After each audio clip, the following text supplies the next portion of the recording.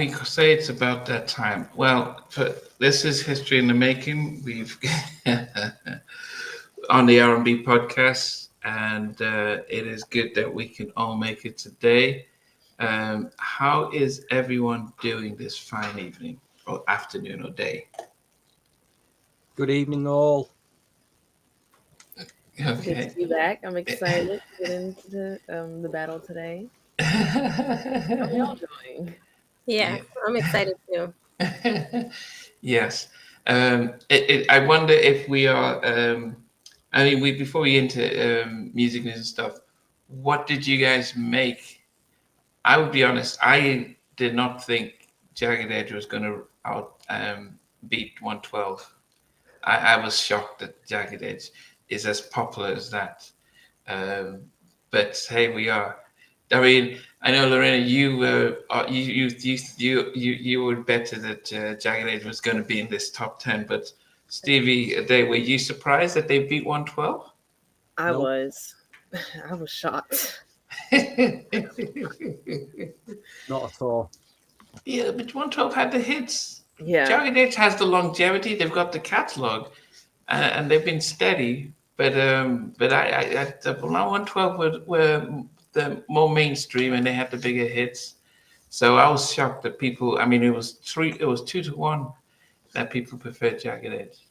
I think what you're forgetting is Jagged Edge were the last male vocal group of the 90s. They came out about 1999, and they moved very well into the early 2000s.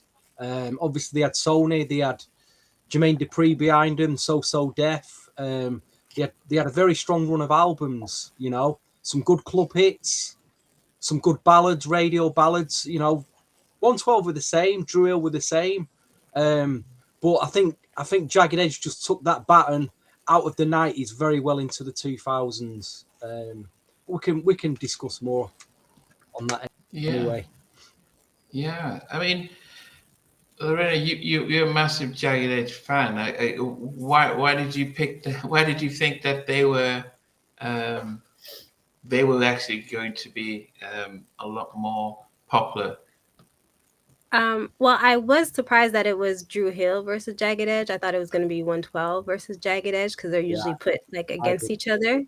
But I feel like Jagged Edge has been consistent with the music, and I feel like they have a lot of like diehard fans. But even though maybe like some of their later music isn't as mainstream as it was before, um, I just feel like they still have a very solid fan base. Yeah. What about you, Day? I was shocked because but she made a great point that I didn't know that people put 112 and Jagged Edge together. But now, when you listen to the discography of Drew Hill, you're like, can 112, handle this or what? But I was definitely shocked because when I think of Drew Hill, in like mainstream guy groups of like the 90s, I think of like Drew Hill, 112, Jodeci, like in the later 90s. And Stevie just mentioned that Jagged Edge came out like what, No, it's 1999. 97 actually. Their first album came out. Yeah, Okay. I'm just looking. Yeah. But yeah, I'm still shocked though, but I'm happy Drew Hill made the cut. Yeah. Stevie, I mean, as I said, I mean, and Mike, welcome. I would say that, like with Drew Hill, 112 had the hits, the records that were pumping over. Well, and say I can only talk about listening to them 97. So I was in the Midwest, and then I moved to LA. So on those radio stations, 112 were probably a lot more prominent, and even on MTV, BET. But Drew Hill has Jagged Edge 10 albums. 10 albums. I mean, I think they just released their 11th one. Sorry, 11 albums, which was I think a year ago. No, this year. This year, so they've released 11 albums. So that's some serious catalog. Drew Hill, on the other hand, they only did 2 albums as the original Kuru. They did a third one with I think it was a Scola joining them, and then they did they did a fourth one that was that Woody wasn't there. So it and then their sound changed after their second two albums. So it was almost like the label didn't back them. So, but they got enough big hits that I think if you think mainstream, if you're doing a poll, most people will know Drew Hill, maybe because of Cisco, than Jagged Edge. I almost compare them to like the second version, the second grade of Boyz II Men and Jodeci. You know, Jodeci were the more the community. Everyone loved Jodeci, but Boyz II Men made, you know, had the bigger ballads and records that kind of crossed over. I just thought that the first album, I just thought they were Jodeci imposters. That's what this. I mean, the first album, it's a good album. It's a solid album, but it's very Jodeci sounding. And then after that, they just felt very gimmicky to me. I don't know, you know, is it just me who thinks that? They just felt like a gimmick. Cisco became a caricature of himself with his hairdo and his dance moves and everything. But after the first album, I think the second album, they tried to go really big. But the albums just seem to fall off the edge of a cliff for me. They really do. You know, fall off the edge of a cliff. Okay. Like, what's going on here? You know what I mean? It's a bit. Okay. Well, I'm a bit harsh there. Well, I mean, just before. All right, let's go really hardcore here. Who connected? I'm not talking about like crossover hits or anything. Who connected more as a group with the black community in America? Was it Jagged Edge or Drew Hill? I thought it was Jagged Edge. Drew Hill. I would say Drew Hill. I would say it's Drew Hill. I think Jagged Edge was very southern. I mean, their sound, their stuff was very, Atlanta, very, yeah. Drew Hill were very, yeah. I mean, everybody. I mean, we're going to go through our songs, but from, from Sleeping in My Bed, Tell Me, Never Make a Promise, all those ballads really were a lot more mainstream. As I said, two major albums had enough major hits, and they were on Def Jam. So there was a lot of money behind them, pushing them. It was just the fact that I don't know. I mean, Woody would say, for him is that, he started a group with Cisco when they were in secondary school or high school, and he said Cisco was just like that when they were in high school with the hair, and he was almost, people thought he was weird because he was just so eccentric, and Cisco was into Jodeci while Woody was into Boyz II Men. They bought both cassettes and they swapped them, and they really built their sound on both groups before they recruited Nokia and Jazz. He's very flamboyant, isn't he? I mean, he has got a lot of he's got a lot of sellability, hasn't he? That's why he went solo as well. Yeah, but he was like that. As I said, if you think he was like that when he was about 14. So it's not an act, it's how he has always been, that sense of he's just, he was doing other stuff. I think the reason why they broke, Woody left, was because they signed all their publishing away. And from Woody's point of view is that the only person who doesn't really sing in the group but knew the business was Nokia. And he, and they were writing songs together, but Nokia knew how to navigate that side. And so when they were selling all these albums and stuff, Woody wasn't seeing the checks, and he was getting pushed aside with the group that he started. So he left, went gospel, but Def Jam tried to sabotage that album, and so he came back. But he just said it was just too much. He just felt like, I'd rather just work in a factory than put up with this. So, yes. So that's why he left. But I think Jagged Edge were just consistent. So if I'm looking at their sales here, Drew Hill had on Def Jam they had 3 albums on Def Jam. The first one went platinum. The second one, Enter the Drew, went double platinum. And the third one, Drew World Order, went gold. And then Drew Independence was released on Kedar Entertainment Group in 2010. But that was, that was 8 years after their third album. Whereas Jagged Edge, their first album went gold in '97. J.E. Heartbreak sold 2 million. Jagged Little Thrill sold 1 million. Hard sold went gold. But they still stayed on So So Def up till I'm just looking at it, up to 2007. And so they released 6 albums with So So Def. So they, well, actually, yeah, 6 albums with them. So it looks as if they were able to stay consistent and put their stuff out. Yes. So we will go through the battles and the songs. Dio, welcome. Jehad, welcome. But before we just get into that, music news, anything that's been out in the music industry news that anyone wants to share before, so people can sort of get into it? Anything? Yeah, I'll start a new. Well, I don't know how long she's been around, but Olivia Dean is I would say she has a lot of jazz influences in her music. She's been making waves across the music scene. Her songs and new albums have been going platinum on every social media platform, and I believe she was just nominated for an award, I believe. And also, there has just been recent news of Alexander O'Neill, the creator of one of his Oh, most yes, yes. famous songs, "Sunshine," being taken to the hospital. So prayers to Alex O'Neill.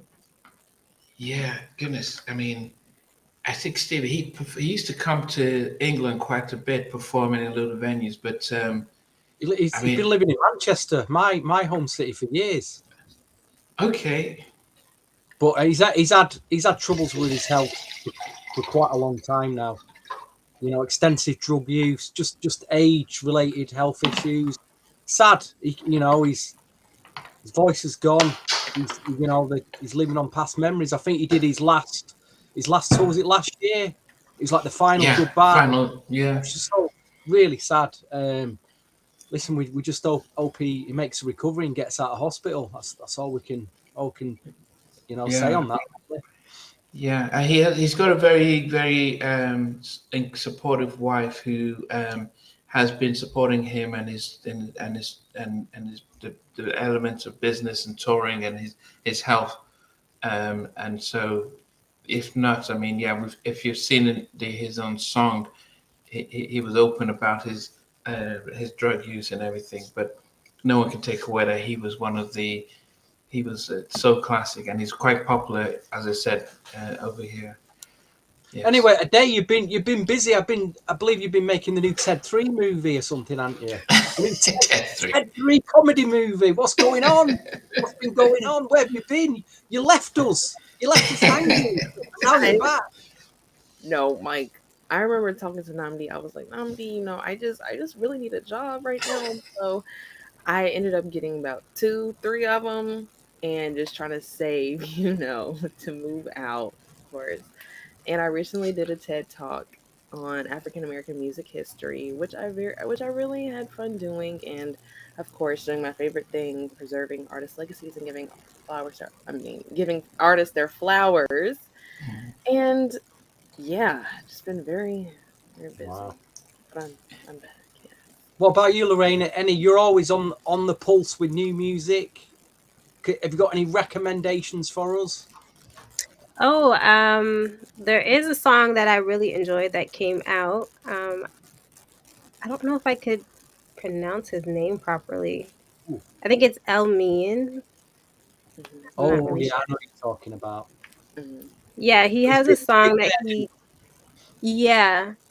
the latest song he came out with was "Cry Against the Wind." It's a really good song if you guys want to check it out.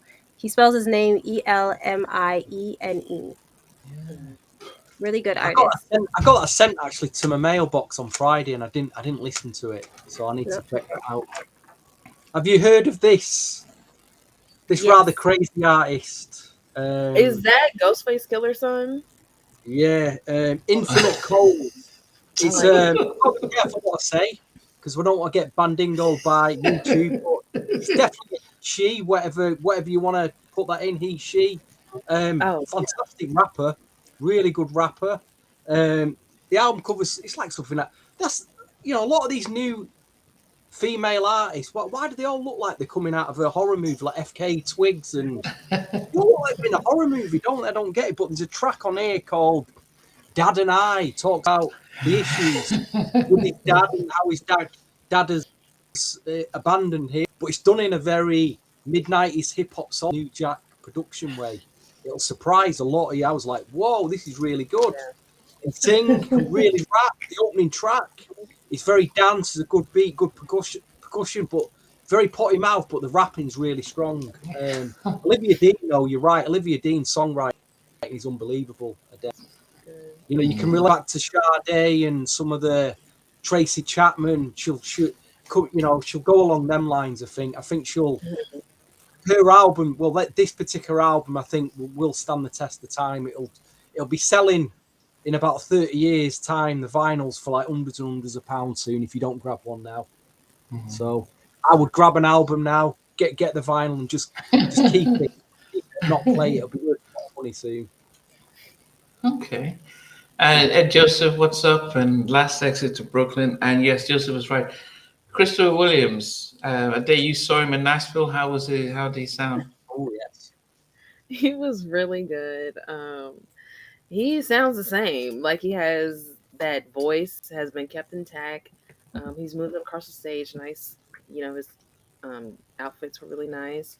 He spoke about his upcoming project, which is like a spin-off from his character in New Jack City, which I'm very excited to see.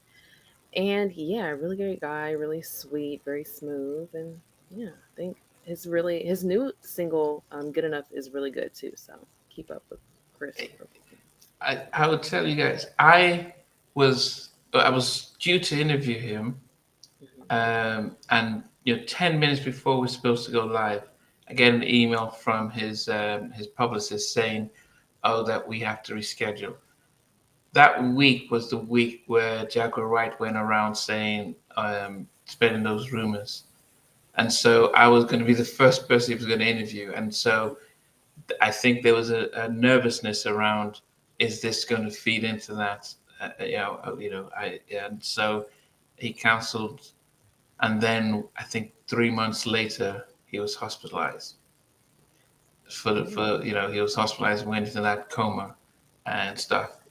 And then he came out, and I said, "Okay, well, are we ready to interview?" He said, "Okay, when he gets stuff happening." But what has happened is that he's gone from that time he was, just almost like doing little gigs here and there, so to now where he's got a lot of backing, and so all of a sudden it's like, no, it's not that the chances miss, but it's good to see that he's made this major comeback and he's got a lot of stuff happening. But if I look back at our email when it's like, Chris, we have to reschedule, and then that moment didn't come. Same thing with Keith Sweat, those moments. So if I was to tell you all the people that I had, the guy from Loose Ends, McIntosh, I can't remember his first name. Carl McIntosh. I was on Zoom, so I was getting ready to add him on to join in, and he dropped off and didn't come back. So I've had many of those incidences when over the past 5 years doing this stuff.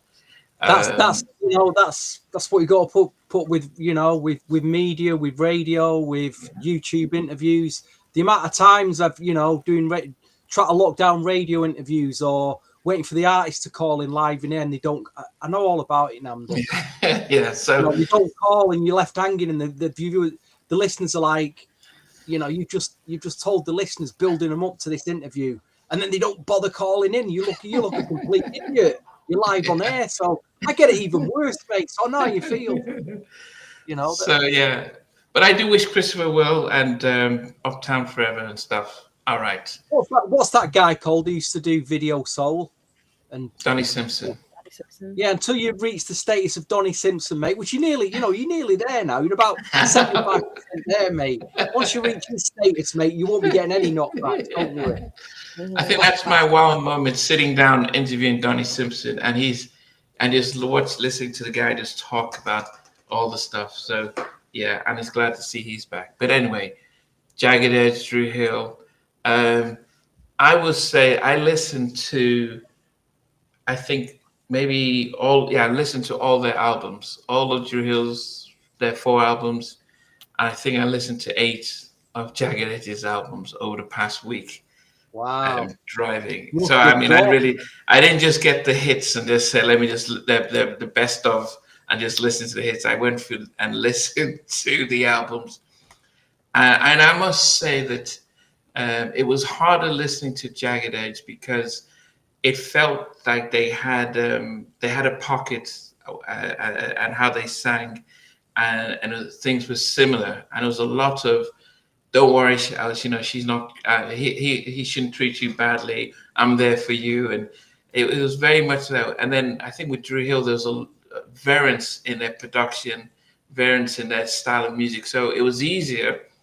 So when I'm driving to work in rush hour, it was easier to sort of move in between the Drew Hill songs.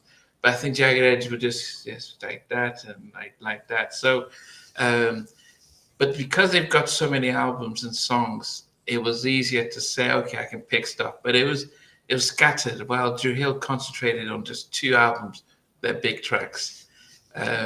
So yes, and I think vocally, I think Drew Hill, the variety of Cisco, Jazz, and Woody taking different parts of the song, it was a little bit more. I felt a little bit more engaging. Did any of you have any other? It's just looking at me almost as if I was going to say something bad about her, Drew Jagged Edge. No. I don't even know Jagged Edge had that many albums. This is new. Wow. Are they on Apple Music? Because that's what I use to listen to these albums. Are all 11 of them on Apple Music? Oh. Yeah, I downloaded. I downloaded a while back all of their albums. Let me even see. Let me even see how many I've got on my. Because I think that's the yeah. I've got 11 albums here. No, was it? Well, 2 of them. I've got 9 albums here, and 2 of them are greatest hits. Remedy, the Baby Making Project, Jagged Edge, Hard, Jagged Little Thrill, J.E. Heartbreak, the Jagged Era.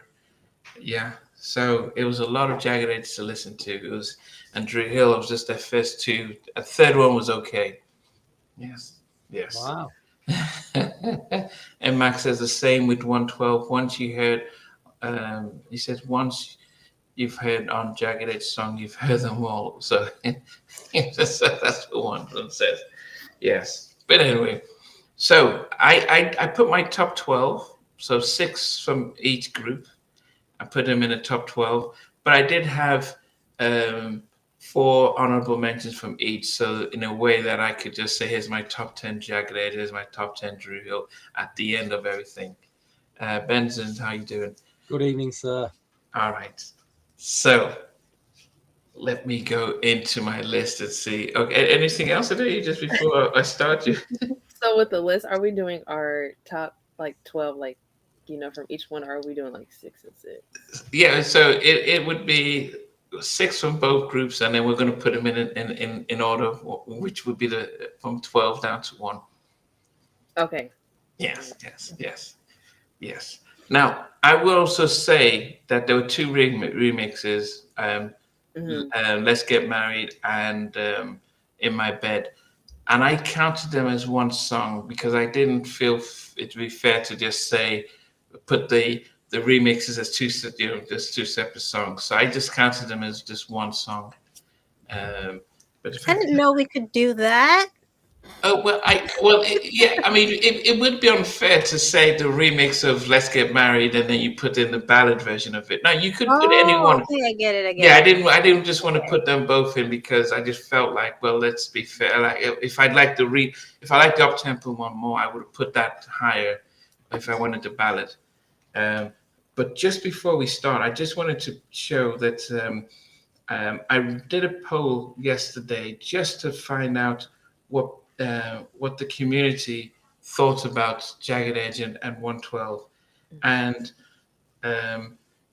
as of now, 1,600 people voted, and they all thought 67% thought Drew Hill were the bigger group. What about the initial poll that you put out though, with all three groups? No, the initial poll. Let me see, and then two and a half thousand people thought Jagged Edge were bigger than 112. So Jagged Edge won that poll, and then Drew They Hill beat 112, and then Drew Hill. I had to get that one in there, folks. I just had to get that one in there. I was only just going to mention that one poll, but no, I've got the receipts, Nandy. I've got all the receipts. You got all the receipts. But I think too, because Cisco is kind of like larger than life, like he's a really phenomenal like entertainer. So I think when he went solo, I think that also helped the group. Yeah, definitely. Helped the brand, didn't it? Would have helped the brand. Yeah. I mean, to be fair, I have seen Drew Hill live, and they were very, very good. As long as it was back 2011, but I thought they had the showmanship, the stage presence, the stagecraft, the dance moves. It was a really tight performance that they did. So I've got to give them credit there. They do work hard at the live last year. They still sound good. Yeah. And I also said, who had your favorite remix between Drew Hill and Jagged Edge? So Sleeping in My Bed and Let's Get Married. So there's only 600 votes, and I only did it 4 hours ago. But Drew Hill was 58% preferred Sleeping in My Bed over Let's Get Married. Yeah, it's a big remix. It's a very big remix. Oh, wow. So it's the remix. Peep the both of the songs, because Sleep in My Bed was the first one, and then Jermaine then did the remix to Let's Get Married. But I don't think it was as big as I think the Drew Hill song. I think the video and the twist at the end was like, wow, that got your attention. Then they did the remix of it, and I think, as I said, Def Jam, Def Soul were much better at pushing songs and getting it out there. All right, so we're gonna start, and number 12 for me, I still have it on my playlist. For those of you who want to know what I've been doing recently, is I put all the songs together on a playlist, and as I listen, I start to shift them around. So it is really raw. So I started with number 12 for me is a Jagged Edge song, and yes, very similar. I mean, the ones that I picked are the ones that sound slightly different than the rest of them, but it's He Can't Love You. And a lot of the songs were like that, like, yeah, he's not worth it, and Come to Me, and Don't Worry Lady. But the themes are very, and I'm sure that's why women love Jagged Edge, because it's always like, come on, don't worry, I'll take care of you kind of song.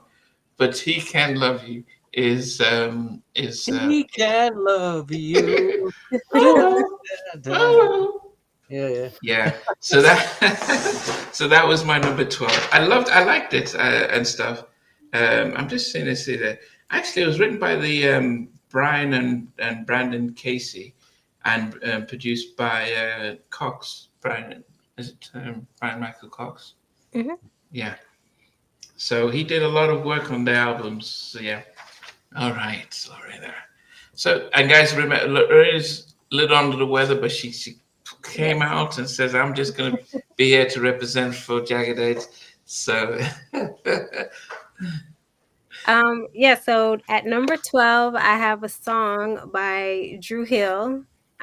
It was actually produced and written by Warren Campbell and Nokio, and I forgot how much I love this song. So when I was listening to the album and the song came on, like I knew all the lyrics. I had to put it on repeat for a little bit. So yeah, it's one of my favorite Drew Hill songs, and that is Angel. Wow. Oh, okay. I didn't know. Yeah, and that's from Enter the Drew album. It's such a good song. It's great. Okay. Yeah, that was a good one. All right. So, Stevie. If I'm really honest, I only know 3 Drew Hill tracks. To add another 3. What? I was really struggling. I bought all the CDs by Drew Hill. I bought them all. I've got all the Jagged Edge CDs. But I do remember the third one. There was one on the last album, that Drew Independence, that I played a lot on radio. So I'm just being honest. So I really struggled finding 6 Drew Hill tracks that I really like. So number 12, we're going to start with Drew Hill. And I think this is from their debut 1996. To be fair, I did play this CD quite a bit back then, but I just couldn't remember it apart from the hits. But I've gone with Never Make a Promise at number 12, which is that the one that sounds like Babyface? Yeah. Babyface ballad. So, no, but it was actually written and produced by Dal Simmons. Yeah, that for obvious reasons stood out to me. And I thought that's a decent track. That is a solid track, solid like mid-90s R&B. So that's at number 12. Okay. They have so many tracks. I mean, the stuff for Listen, Rush in the Hour. 90s was overloaded with male vocal R&B group, and I had so many favourites, and they just didn't. Same. I didn't listen to 112 much either. They kind of I overlooked them. So it'd be good to go back to them, but I was all male vocaled out by 1996. I don't know. Okay. So, anyway, Dave, what did you get? Number 12. I have number 12, Healing from Jagged Edge from their J.E. Heartbreak album. Wow, interesting. That didn't make my list. I don't think I'm okay. Yeah, I got a feeling our lists are all going to be all over the place. Yeah. Just for the sheer number of songs and stuff. Well, I'm expecting everybody to have the same couple of Drew Hill tracks that I've got in mind that I know. I think I'd be stunned if we don't have them in our charts, but let's see anyway. And the Jagged Edge, I think it's going to be all over the place, this one. Yeah. Well, so my second track is so it looks as if Brandon and Brian did most of the writing for a lot of their hits, and even though Jermaine and Brian Michael Cox did the production on their tracks, but it's amazing that the twins wrote a lot of their tracks. But my number 11 is Jagged Edge. Baby, I promise. I promise. At least he's got it in there. Promise is at number 11. So if you think of all their songs, maybe to get into there, Promise is it was nice. But yeah, as I said, it's and I've listened to it as of today. Yes, I don't try and remember. Oh, I remember what it was big like then. So, I got Joseph's put in "Walking Out of Heaven" at number 11, and Dio's put "Trade In" at number 12. Okay, good tracks, them. Good tracks. Yeah. So, what did you What do you have at number 11? Number 11, I have a song by Jagged Edge from their J.E. Heartbreak 2 album. And this song actually almost didn't make the album, but it's actually one of Jermaine Dupri's favorites from that album. So he convinced them to put it on, and it samples Al B. Sure's Naturally Mine. So it's the song called Love Come Down. Oh, okay. I forgot all about the album, Yeah. all about that track. Gosh, that would have been in my chart. Oh well. Yeah. Never mind. That's a good track. I can't believe that was their 8th studio album. Yeah. Too many albums. This is it. There's so many songs, so it was hard. But this is a song that I always go back to when listening to Jagged Edge, so I had to put it in there. Wow, great pick. Great pick. Goodness. Wow. Okay, Stevie. Number 11, I got probably one of the most Jodeci sounding Drew Hill tracks from there. Again, I'm sticking with that first album. From 1996, I got So Special. It's got a very Jodeci, yeah, very yeah. Jodeci, like Devontae. What was the other guys that were? It might have been produced by the other guy. I forgot his name. The DJ was here. He'd tell me, but it's got that that real deep cut R&B feel to it. But yeah, So Special from Drew Hill makes my number 11.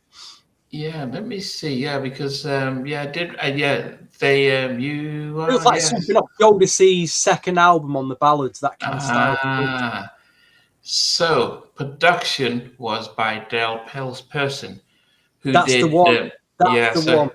that's why Daryl Pearson.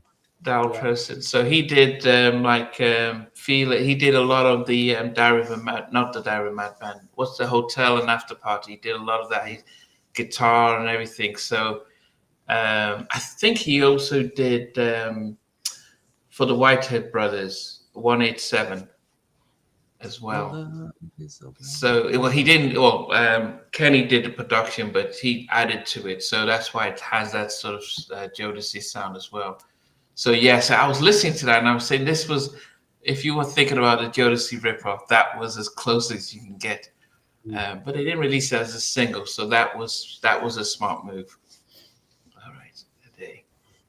For my number 11, I have Can I Get With You, Jagged Edge from their J.E. Heartbreak album. Yes. I love that song. It's got the Michael McDonald sample in it. Can I get with you? It sounds much like what Stevie's singing. So don't, if you're like thinking like, well, I don't, okay, yeah, don't worry. He's always singing off tune. But a man with so much knowledge about music, when he comes to singing, I'm just tone deaf. I mean, actually, this afternoon I've been practicing. Fabio Jackson on IG, the fake MJ. I've been practicing his audition for the Michael Jackson. You know when he does this, when he sings Butterflies and he's going, all you got to do is answer my call. I've been practicing that all day. Yeah, oh, Fabio Jackson's audition. He's on TMZ now. He's goodness. Fake Michael's already. Do is answer my call. He sounds as bad as me. He sounds as bad as me. Really does. Oh goodness. Okay. Top 10 now. So number 10 for me is who did this one? Because I always like to see Darryl Simmons again did the writing and production like this, and Woody said that he had the best popcorn, and Darryl says yes that he in his studio he had this amazing popcorn machine, and so people remember when you work with Darryl Simmons, you eat some amazing popcorn. But it is their own version of promise, and it's never make a promise. I just thought it was, and I think this is what I said is that they diversified their sounds enough to be able to showcase their vocals, and I think sometimes if you have a safe formula like with with Jagged Edge having Jermaine Dupri, Brian Michael Cox doing 90% of the production, you will then. They can run out of ideas. It'll be the same. But if they had gone different sounds, I think it would have helped them move. But Never Make a Promise, written by Darryl Simmons. Wow. 10. I thought you'd have had that a lot higher up, Namdi, I'll be honest. Well, yeah. If it was just a Drew Hill sort of battle, it would have been a little bit higher. But because there's some other ones that I put up here. Yeah. Okay. What did you have as your number 10? Number 10, I have another Jagged Edge track. It's one of their more popular songs. It's He Can't Love You from the Heartbreak. I had that as a number. Oh, did I put it there? Yeah, I did. Yeah, you had that one as well. I think you had it at 12. At 12, so not too bad. Okay. I thought that would have been higher up. No, there's other Jagged Edge songs that I love. So, no. Okay. Steven. Number 10 for me is yet another Drew Hill track. Again from the first album, and it's one of the upbeat hip hop soulist type sounding tracks called "Do You Believe." it kind of stood out to me. I don't think it's a killer song or anything. I like the production. It's a killer Yeah, song. I can identify. That's my comfort zone. That with that kind of production from the mid-90s, and I thought, yeah, I'm struggling to find something from him anyway, and that kind of makes sense. So On that first album, they had "Tell Me," they had "In My Bed," "Never Make a Promise," the night's young. The night's young here, Nam. They've "Five only picked 3 Steps," tracks so far. "April Showers." The night's young here. They had so many tracks on that first album. But anyway, okay. Dave, what about you? My number 10 is One Good Reason by Drew Hill. Oh, Wow. what? I don't even know what it sounds like. Maybe, do you want to? Yeah, what album was that on? Sounds like. That's a great question. Let me go see. One Good Reason. I wonder if it's on the. There's no reason why I shouldn't leave. Some. What's the? From Okay, that's from the second album. Yeah, okay. The second album. All right, okay. The only song I know with the title "One Good Reasons" from, I remember this lady called Marva Hicks, who sadly passed away many years ago.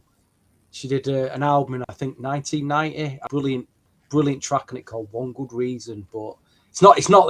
Drew Hill wouldn't have covered that track. There's no way he would have covered that track. But yeah, I don't know that track a day. I'm sorry, I didn't. Just You do now. You do now, yes. Okay. So give me one reason my love is out for the season. Why me? Okay. Let me see. Okay, so what are we at? Number 8? Number 9. Oh, number 9. Yeah.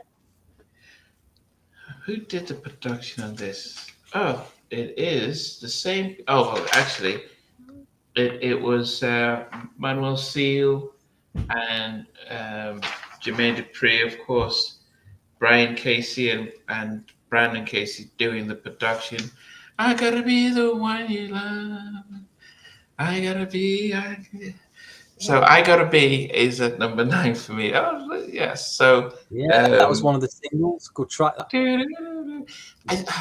think I mean they had the ballads. They had some nice ballads and they had it, but there was. Yeah, I don't know. I was listening to a lot of their songs and I was enjoying them. Even you'd like the remix to that, actually. I think you probably even like "Let's Get Married." It's like, oh goodness, what is this? I'm like, it's supposed to be it's supposed to be an upbeat, like, oh, let's get married. So it was like, wow, are you trying love story? Well, it's a finishable love story, but Yeah, but it was supposed to be upbeat. It was supposed to like, let's get married, but it was that. I was like, wow, this. I was like, okay. So I mean, yeah. So it's So I gotta be the one. Yeah. So they wrote some songs. They wrote some ballads, but yeah. So they had Destiny's Child in that video. Oh, they did. Okay, I can't remember now. Okay. So have you picked 3? Have you picked 3 Jagged Edge tracks so far now, or 2? Yeah, I picked 3. I've picked "You Can Love You," "Promise," and "I Gotta Be." So that's the third one. Yeah, you picked 3 pretty big tracks there from Jagged Edge. Yeah, I mean, I've got a top 10 of both of them. It was the Drew Hill was easier, but the Drew Hill was much easier to do and harder to fit in. And I think nobody will ever guess my top Drew Hill songs. I think that would be it'll surprise everyone. Yeah, go ahead. Okay, number 9 is a Drew Hill song produced by Babyface and Damon Thomas, and it has like one of my favorite lines in a song because it always makes me laugh. But it's the song "These Are the Times." These are the times. Was that on the? That wasn't on the Soul Food soundtrack, was it? I'm not sure. No, but it was at number. It's number 15 on the album. It's almost like at the bottom. So I wonder why it was just they would get Babyface to, Drew pay all Hill that money for a Babyface track and throw is it at the not bottom. making love no more on Soul Food. Oh, yeah. Okay. Um, yeah. Okay. Yeah. It was okay. I'm surprised they got a Babyface track and they just threw it at the bottom. But they put a lot of money in the second album with producers. Um, yeah. Um, yeah. Okay. Stay there. Actually, these are the times on my first draft at number 12, but it got edged out. Drew Hill. I just thought I listened to it again and I thought it's one of those Candle in the Air type tracks, isn't it? But it's so good. Yeah, it's a good track. Just like I had it on my primarily like 6 or 7 track list and it just dropped out. But that is a good candlelit wave it in the air type track. But I'm going to get to number 9, and no surprises, I've got another Drew. So that's 4 in a row from their final album, Drew Independence. This is the track that I played a lot on radio. I think it was produced by Brian Michael Cox. I really, really liked his production. And there's a little track buried away on there called Remain Silent, which I think is a bit of a gem if you just go back and listen to it. Again, it's a real deep cut, real deep R&B cut called Remain Silent. Probably nobody else has picked, but I enjoy playing it on the radio as a new release, and I do remember that. So it made my number 9 for old Drew Hill. Stevie, your Drew Hill sounds just... It's out at the same time as, do you remember the group Day, what were they called? Day 26? Day 26, because they had an album out with Brian Michael Cox productions on it, which just blew me away at the time. So it reminded me of that, really. So, yeah, I like Day 26 as well. I enjoyed them. It's some really good albums. Was they making the band, or was it Diddy's band? Yeah, that was them. Yeah, do you know? They actually came down one night to the radio station at about 11 o'clock on a Saturday night, and I did an interview with them. And after that, they went off to do a performance in Manchester. But they were top bunch of guys, really top. I couldn't believe they turned up. They turned up to this tiny little community radio station in Manchester. What a great. Shame it wasn't Jagged Edge, you know what I mean? I'll take Day 26, I'll take them. Why not, eh? Okay, Dave, what about you? My number 9 is Let's Get Married, both versions. I like both of them. Wow, at number 9, that's quite low. Okay. That was the. I would think that if I'm not mistaken, I would think that would be their highest charting song for Jagged Edge. I would think. Maybe that, or where the party's at. Good point. Let me take a look at their singles here. "Let's Get Married" was number 1 on the R&B charts, but it was number 11 on the Billboard 100. Where the Party At with Nelly was number 3 on the Billboard 100. So yes, that was their biggest track. But "Walk Out of Heaven" was number 6 on the Billboard charts, but it didn't get to. They didn't get to number 1 on the R&B charts. So the Billboard 100 is like, if it is, it was No Diggity was number 1 for 4 weeks, knocked the Macarena off. So that shows how big it was. But yeah, where did Party? Nelly was that Nelly was massive. So you almost think. When I remember that song, I used to think. I thought it was a Nelly track. I think Nelly, because he was more prominent in the stuff I felt. But anyway, it was a track. All right. So number 8 for me is. So I had So this was number 8. I think this is another. It's strange that I'm picking a lot of songs by Dal Simmons, but I want to be 100% sure that he is the one that did this one. It's not on my list here. Well, it is from this second album, and it was. Let me see if it's here. No, I can't see it here. Just want to check. Maybe it's from their first album then, but it's from their debut album, and let me see. I can't even find it. But anyway, oh, maybe it's from the Soul Food soundtrack. But it is "We're Not Making Love No More." I think the only thing I didn't like about is when Cisco puts his name in it, But I love I loved how they vocally are on the track. Always freezing on. Oh, what was who's freezing? Was I freezing? Did I freeze? Who froze? Was it me? Okay, freezing? am I not back? No, I just got a. Yeah. Okay. Oh, did I ever leave? That's the question. You didn't Okay. leave. You just sort of like you were just a delay. Didn't quite get what you said. That was all. Yeah. Okay. So we're not making love. I can't remember where I got where that is from.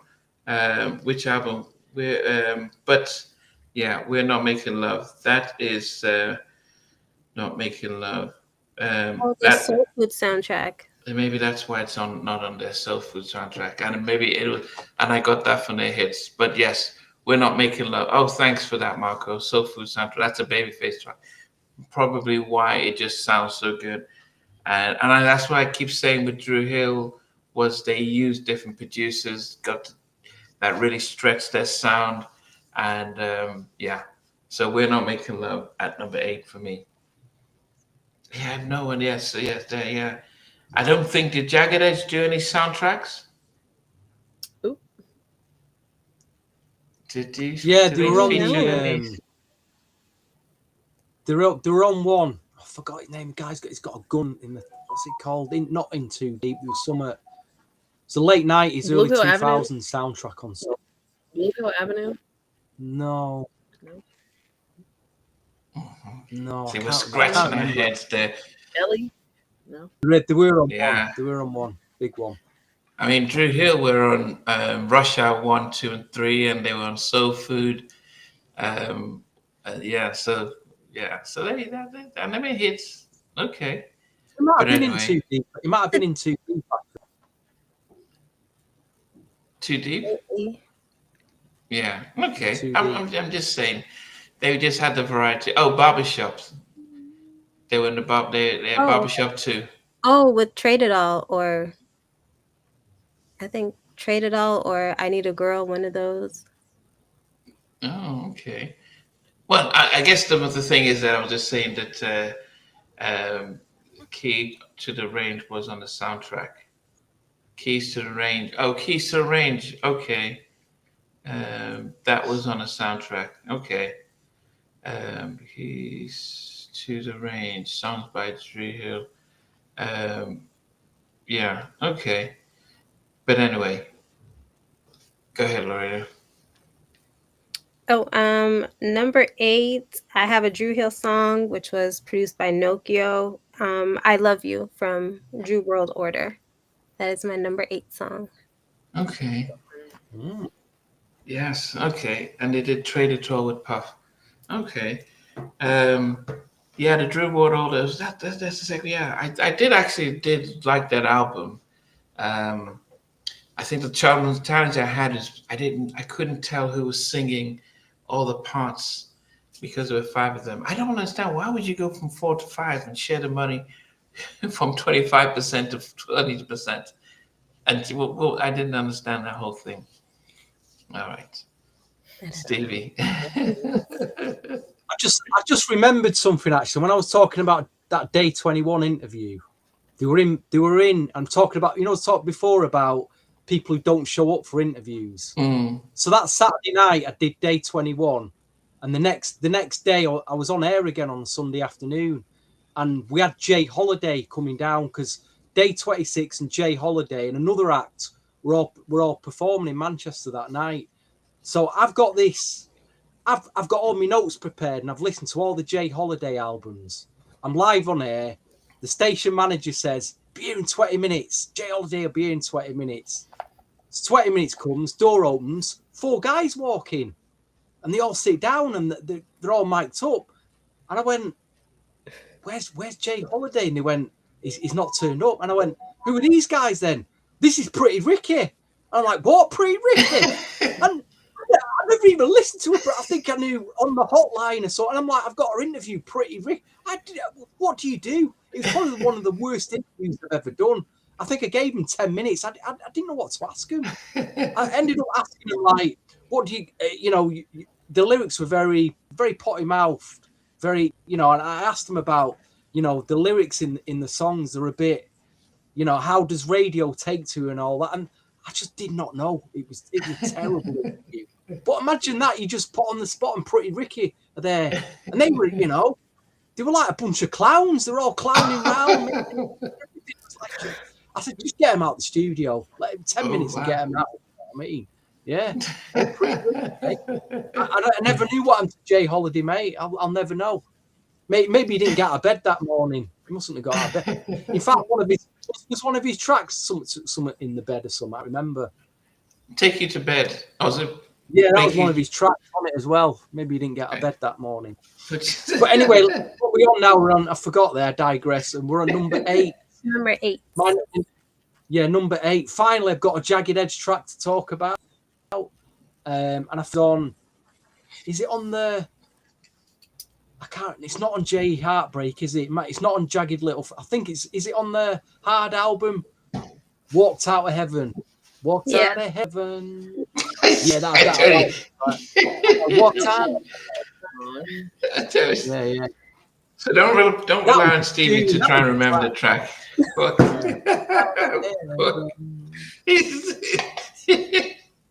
That's the country version that Stevie's singing. Walk out of heaven. You must remember that one, though. Yeah. This is the harp. The harp playing.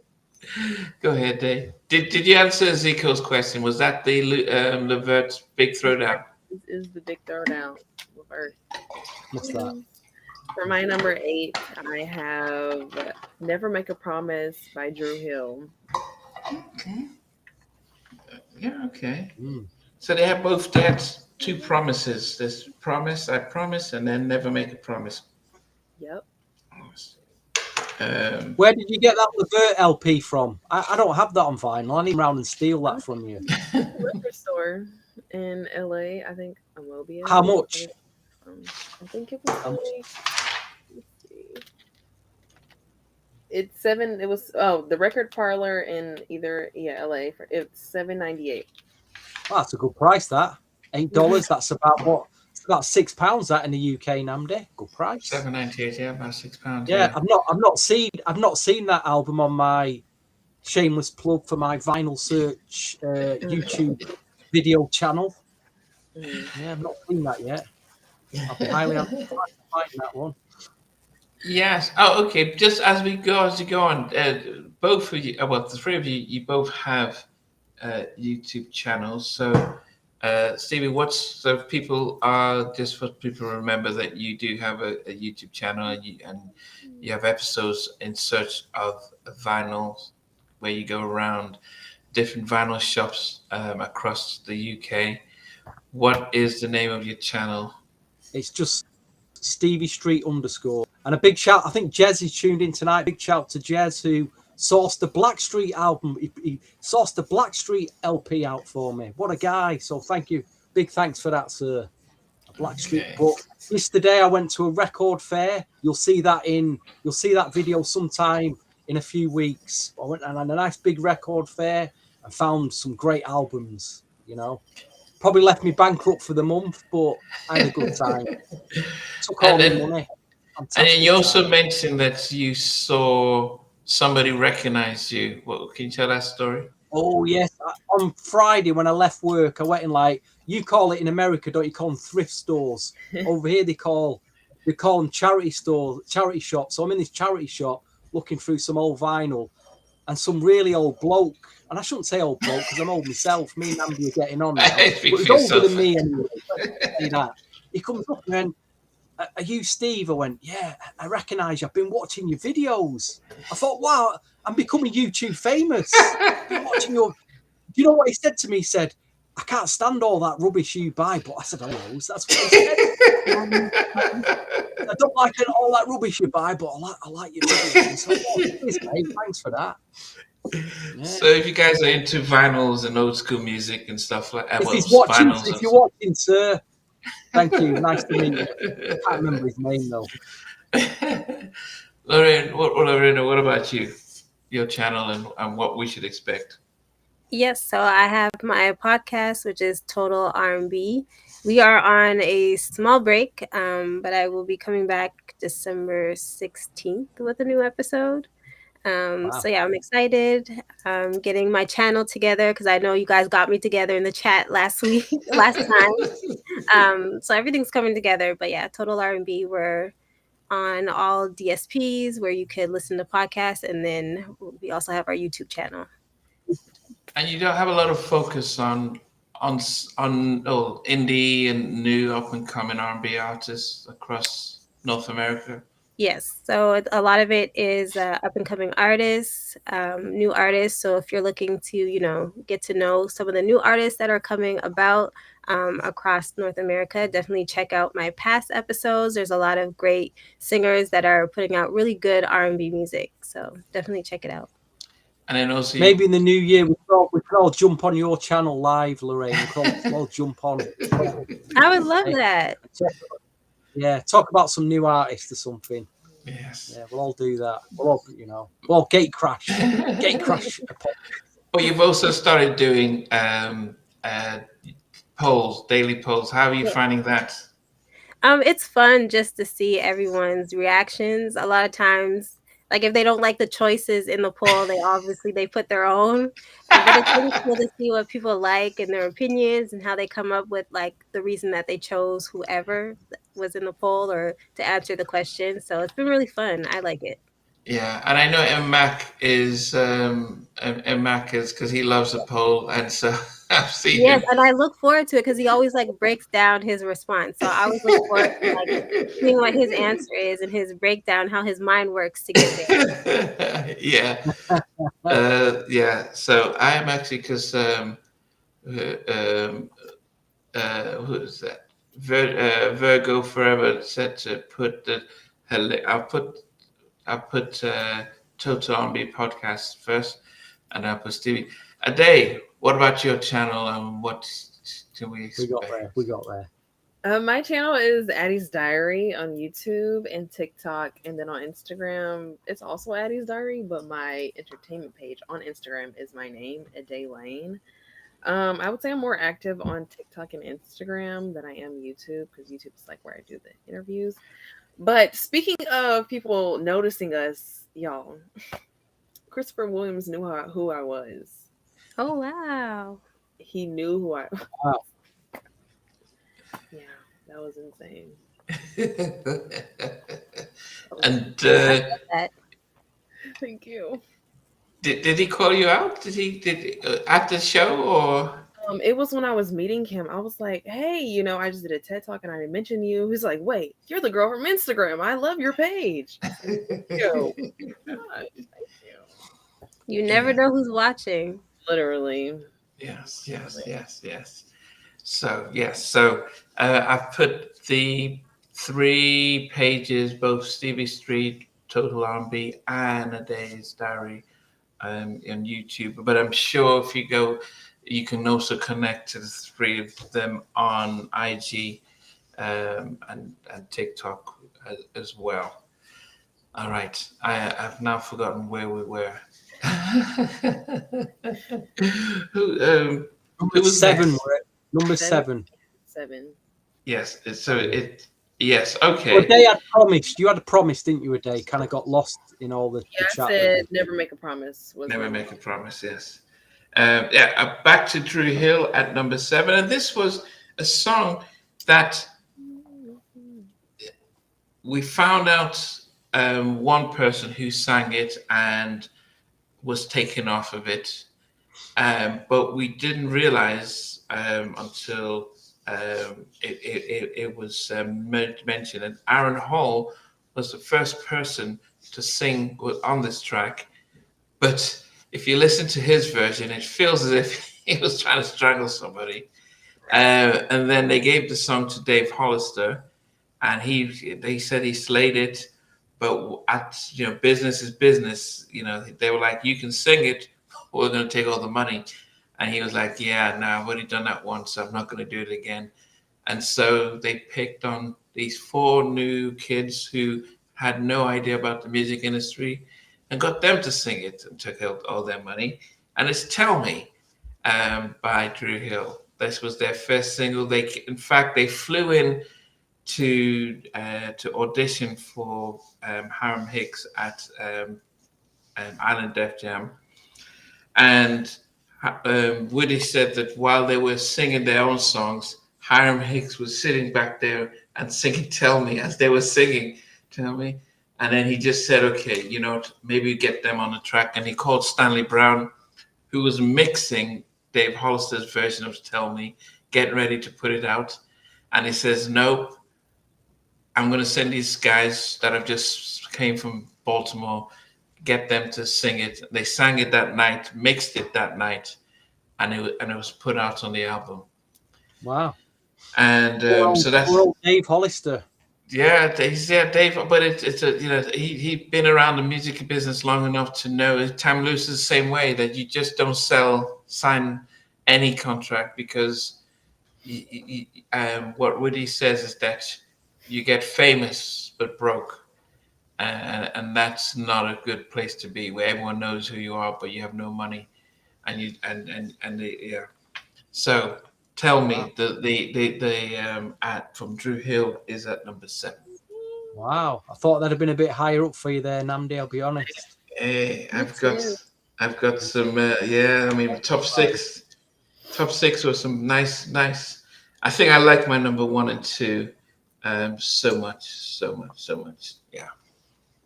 Wow. Tell Me should have definitely been higher. Hey, yeah. I mean, it's gonna think about it. So just says Aaron Hall and Dave Hollister's version of Tell Me on YouTube. Stevie, you sent me the YouTube clip. I think Alex, my good friend Alex, was the one who posted it on his page. I'll tell you, sent me that was our friend Idris. He sent me the link to it on IG. Yeah, he said Aaron Hall originally sung it. I said I didn't know. I said he sent me the link, and then I sent it you. Yeah, I'm gonna post it in, but Alex, who is Alex is a super fan. I mean, he's the one that when I interviewed Darkchild, he had questions that Rodney says, how did he know about that? It's like, who sang the demo? Did Mike? And he's like, are you going to pull out this demo stuff? So he was the one that posted. I'm going to put the link of Aaron Hall's version of Tell Me on here soon. But anyway, Lorena, go ahead with number 7. Number 7, we are back to Jagged Edge. It's a song from their album Jagged Little Thrill. It's one of my favorite Jagged Edge songs, which is Remedy, which was also produced by Brian Michael Hawks and written by Brandon and Brian Casey. Wow, that's a good choice, that. You like that album, don't you, Jagged Little Thrill? That is my favorite Jagged Edge album. Jagged Little Thrill. Honestly, I could pick like 6 songs from that album that I think are just amazing. But yeah, you did tell me that when I was saying that, man, I was falling asleep, and you said, "Yeah, but go into this album, check it out." I was like, "Okay, I'll give it a try." You're like, I don't think so. And I had a nice nap after listening to it. But anyway, no, okay. Let me see. Okay, Stevie. But as Stevie's doing, I am about to put the link for the Aaron Hall, and it is Alex Clark, who he knows all the ins and outs of everything. But it is there for anyone that wants to listen to it. All right, Stevie. Yeah, listen to it after the podcast. Anyway, number 7 for me is my second Jagged Edge track of the evening, and it's Promise at number 7. The promise, I Baby, I promise. promise. Yeah, yeah, okay. And we start going. It sounds like a remix. Again. It's just Hey, I'll tell you something, guys. A bit of advice: never make a promise to a lady that you can't keep, because I'll tell you what, it'll bite you back big time. You promised me.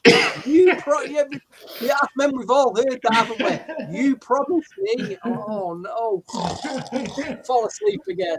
You know what I mean? You've all heard that one, guys. We've all fell in that trap.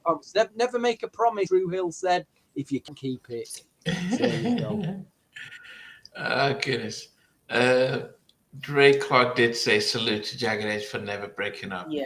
And it is true. Because if you think about it, can you think of an R&B group from the 90s that didn't lose one member of their group? Cut close. Okay. That's true. Yeah. And go back into start thinking. Yes, it's kind of few. I think Silk. I don't know if all five members of Silk stay together. But I'm even gonna say yes. I think they're still together. okay. Mind you, the lead singer, when I went to London in, is it April or March? No, it was April. Little G. And Little G from Silk was performing. I don't know what happened to the other four guys. Maybe the promoter couldn't afford. Yeah, it's something cheaper to just get Little G to come in and do a few songs. Little G over, yeah. He But sounded he does amazing, like actually. solo songs too. So Yeah, he does. Yeah. No, goodness, somebody said after 7. Even Keith Mitchell had just left, so it is Kevon and friends. SWV, good shout outs. They did promise that they'll never bring in a change and stuff like that. But it's very few, so it's not to say, but especially male groups. So you think about Blackstreet, Guy 2.0, Guy 2.3. If you think about them, think about 112. A lot of them, B2K, or either they break up, one person goes solo, or they come back. But just to be like what Jagged Edge is like the four of us started this, the four of us are going to continue. And none of the twins have gone to do solo stuff and left the other two. It's like we put out the albums as a team, so that you've got to give respect to that. Yeah. Okay. Who's next?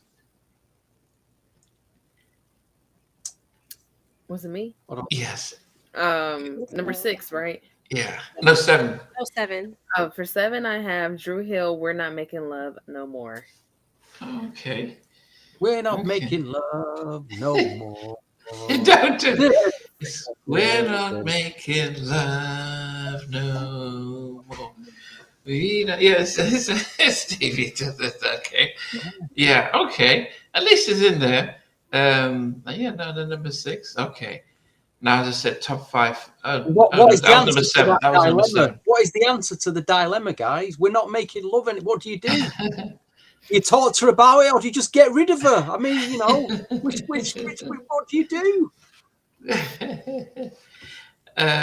Okay, so Wingo has another group, but he's still a bit, not that I know of, but the fact that there's still 11, 12 albums deep and they're on tour right now. I think it's with one of the guys from 112. I just don't know which one. I think it's Q. Okay. Someone else. Because Q was originally in Jagged before he got into all right, so number 6 for me is a song that I when I hear it, I think it, and maybe this is the thing, they did the track with this big artist, and I think he had just come up with Country Grammar and other things. So it is Where the Party At, featuring Nelly. Wow, number 6. I didn't think it was it's because it was different. It was as I said, it was a departure from their from their ballads, and it showed a different side to them. I wish they had given them more up tempo tracks. I wish they had seen that and followed that formula, but they didn't, sadly. But it is, their biggest single to date, and that's with Nelly. So Jagged Edge, where the party at. What do you think of Nelly the rapper? Did you like a bit of Nelly? Yeah, he's fine. Yeah. I think at the time I wasn't a big when he came out. I think that his country grammar, the let's get it down, that sort of stuff was very familiar to a pop white audience. So it sounded like stuff they sang in the playgrounds. So they warmed to that, and so that's where he became bigger than he really probably should have at that time. So he was more of a, he was one of the, I won't say the first, but he was a big pop crossover at the time. Big on MTV, so not just R&B, and so anything he touched was gold. But yeah, I mean, he made his mark. He was different than what was out there and put St. Louis on the map. A different style, Midwest. Yeah. Y'all should have thrown 112 in the mix. Hey, we tried to, but most people wanted Jagged Edge over 112 by 3-1. Yeah. All right. So my number 6 is Jagged Edge, Where the Party's At, featuring Nelly, their biggest selling single and highest placed single at the time. Oh, I hate all the Nelly songs everyone likes. Okay. Lorena, go ahead. What is your number 6? Number 6, I put Tell Me by Drew Hill. Okay. Album. Wow. You put it pretty high up as well. I'm surprised. Yeah, no, there's a lot of Drew Hill songs up there. Drew Hill makes really good songs. See, I am not a hater, okay? Yeah. Y'all were killing me in the chat. No. I mean, see, I took the flack for saying that I gave Brandy's Full Moon a 6, and I almost got crucified for that.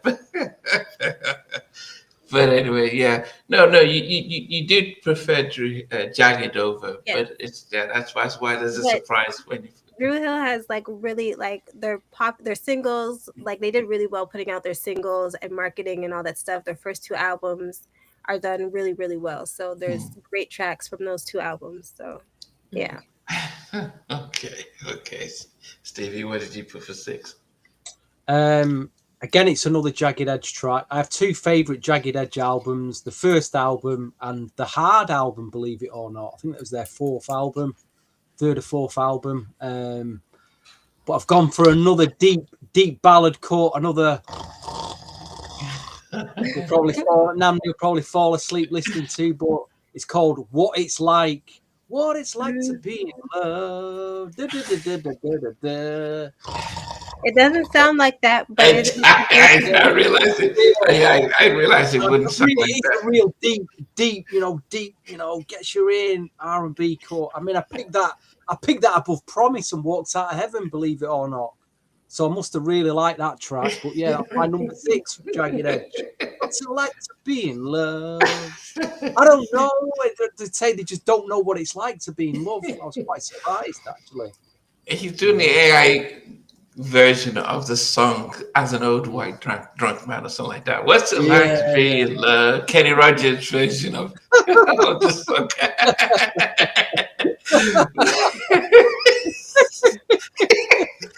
Kenny Rogers sang Jagged Edge. The AI version. Yeah, the 70s country version. Yeah. Oh, goodness a day. My number 6 is Promise by Jagged Edge. Okay. Ezekiel, you damn right it doesn't sound like that. Yes, Sorry, Dave. What was your number? Baby, I promise. Promise. Promise. Right, you've got Promise as well. So Promise has been picked 3 times so far. Then 3 times. Yes, maybe Lorena might. Well, we shall see. The night is still young, so it's been picked 3. So quite a big track that so far in the old charts. Okay, top 5. And because I combined both songs, I think would this be here on the back of the remix? It might be. I think it is on the back of the remix because I think the original version. I always remember when Mary came out with the My Life album, and and I was in college working night shifts at a lighting company, and you have the radio playing in the background, and then you'd hear her sing "Go, Not Gonna Cry," and so this song just kind of brings me back to that type of mood. And I did mention about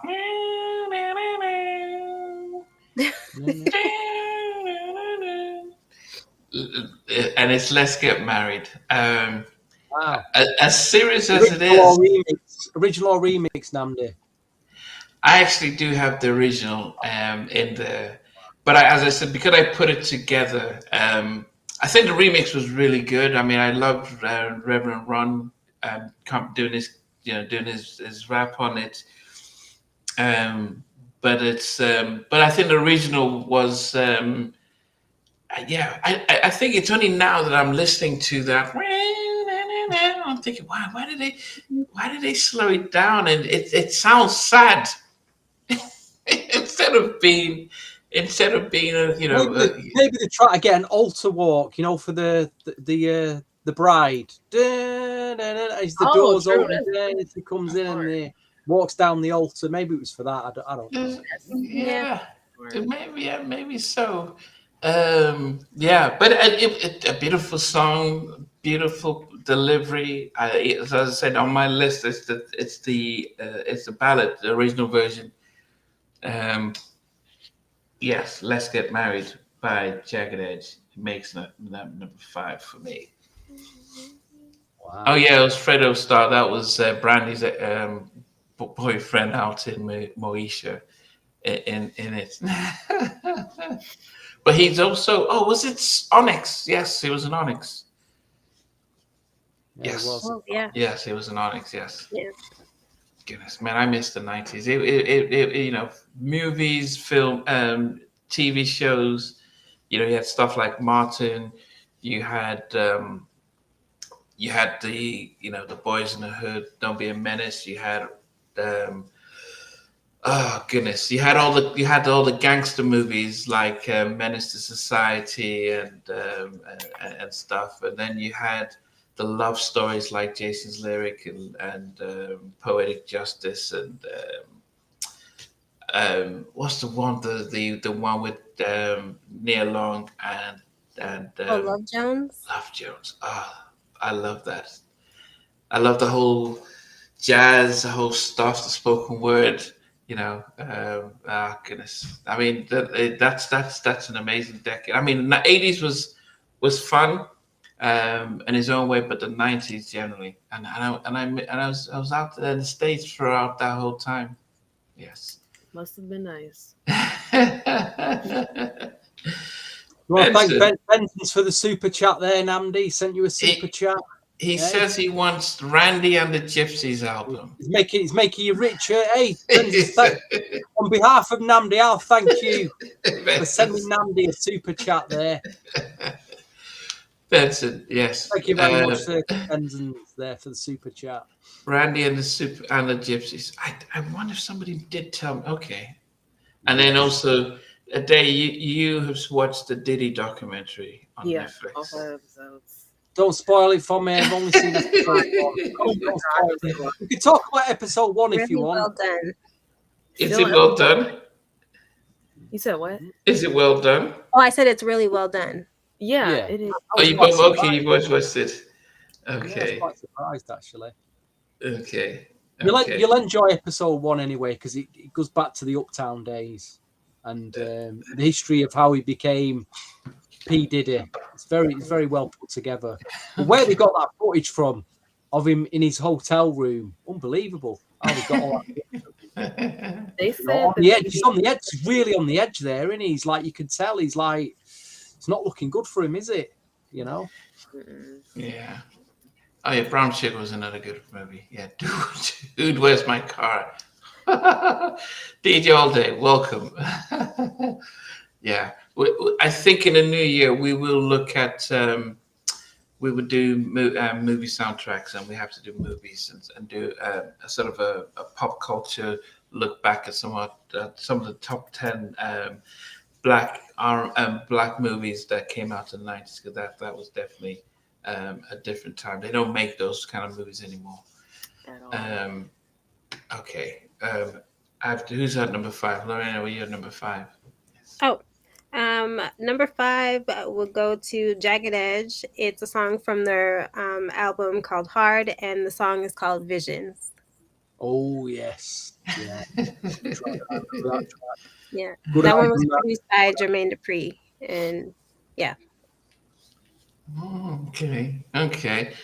Yeah. I think I Yeah, it was. I think. Yeah, I did look through some of their tracks, and I went back to the first 3 that to compile my list. Stevie, what made you number 5? I'm just reading Benson's thing there about the film. Hopefully, the new year will be all over. We won't talk about. We've had so much P Diddy this year. I'm all P Diddy'd out. Yeah, it was sold, was it? Footage was sold. Interesting, because they didn't pay. Anyway, number 5 is yet another Jagged Edge track. So this is like 1, 2, 3. This is my 4th Jagged Edge pick, believe it or not.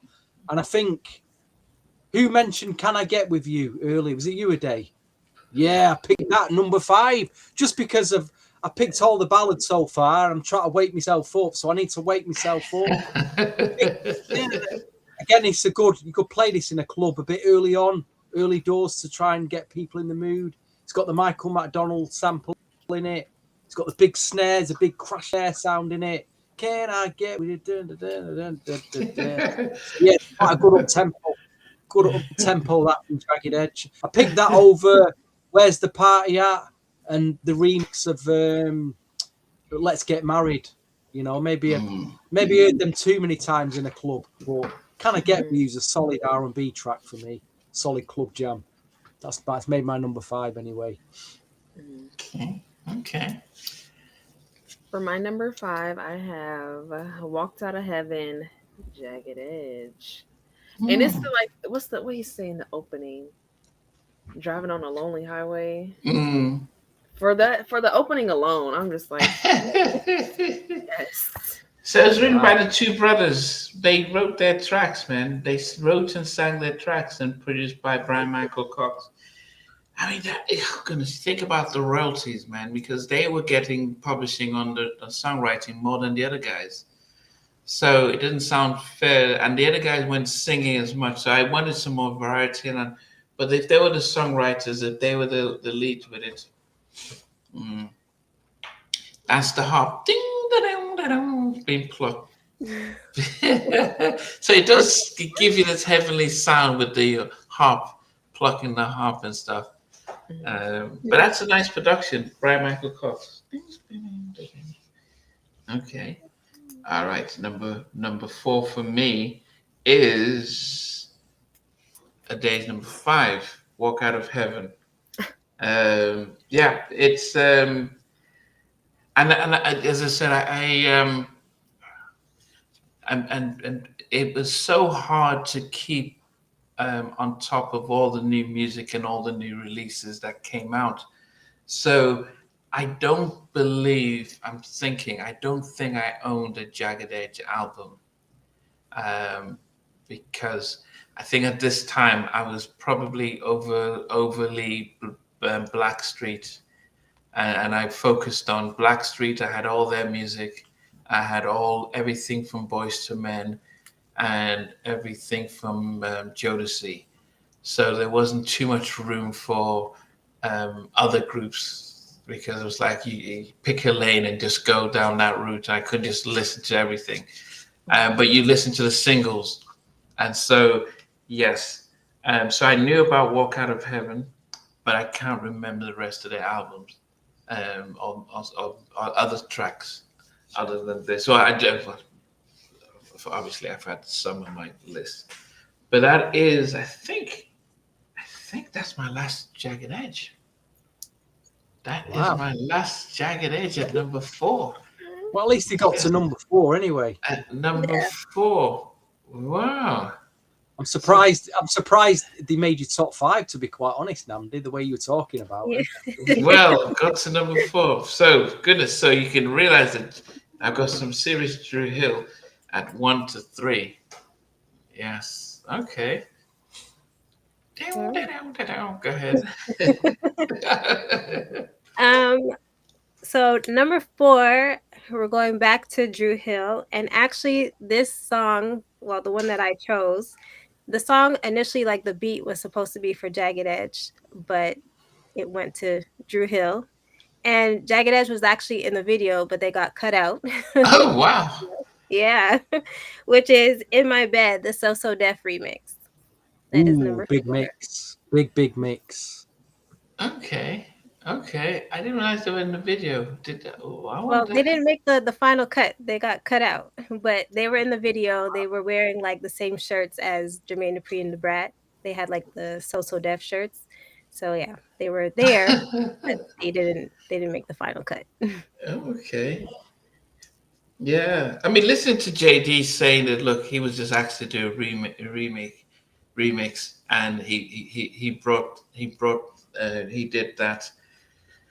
And I think if you try to do something that emulated, like the Let's Get Married remix was nice, but it wasn't as good as In My Bed, because that was just, I think it was one of the first sort of up remixes of a ballad going into an up tempo like that. I mean, I'm sure there were others, but it was, one of the more prominent ones, and it really caught our attention. Yeah, big mix. Yeah, it was one of the biggest. One of the. You could put that in the top 10 remixes of the R&B in the 90s. That it's really up there. Yeah. Stevie, what about you? What did you put at number? I picked. This is my 5th Jagged Edge pick, believe it or not, at number 4. Initially, I had this at number 1, but I've moved it back to number 4. It's from Jagged Edge's first album. It's a killer track. This. Is this the best track on that first? I don't know. It's the other track as well. But I picked Ready and Willing from the first album. Ready and Willing against another track. I can't sing it. I'm sorry. I wish I could. I wish I could sing like that. Ready and Willing. It's a good flowing R&B. It's a brilliant track. Really brilliant track. I wish it'd have been a single, really. Really do. I take your word for it. Okay. Probably nobody else picked that track, which is a shame, really. But go and listen to it again. It's a great track. Okay.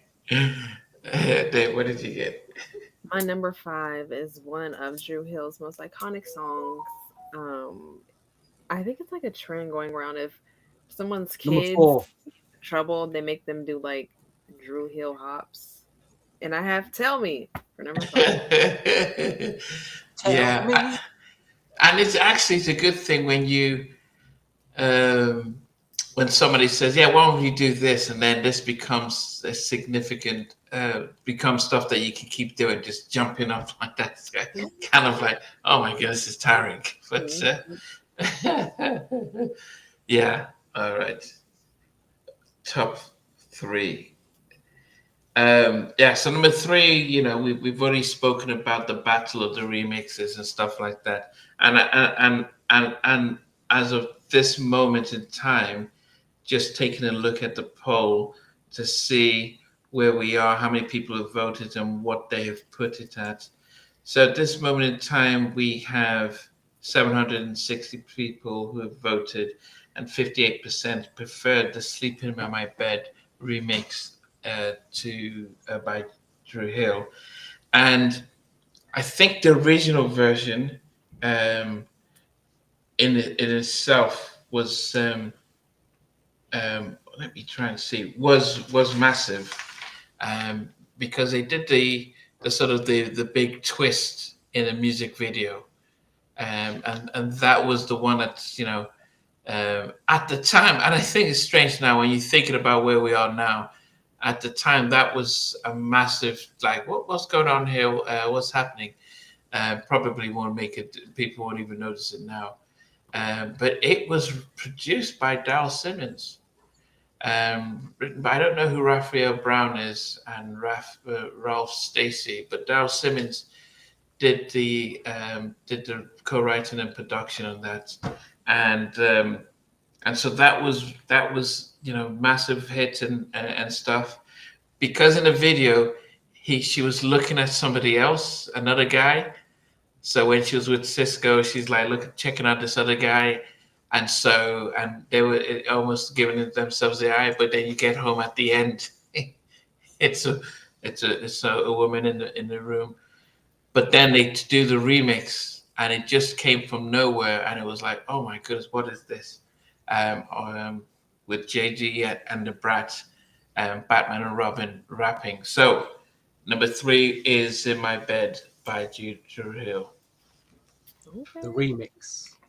Well, no, I put both tracks because I think both tracks, both tracks were good. I prefer the ballad, but the remix took it over. It's almost like when R. Kelly did pump the bump and grind. The original was okay, but when the remix came out, it was like, I don't know, that just, he was I was kind of shifted from Drew to R. Kelly, but I'm just saying how a difference a remix does to a song and to a career, because he went from just a local R&B guy to mainstream just off the remix of Pump and Grind. I just remember that just blowing up everywhere. He didn't shoot a new video, but it was just a new version of it. Yes. All right. So that is number 3 for me, "In My Bed," Drew Hill. So no one's going to ever know what my number 1 and 2 is, but anyway, go ahead, Lorena.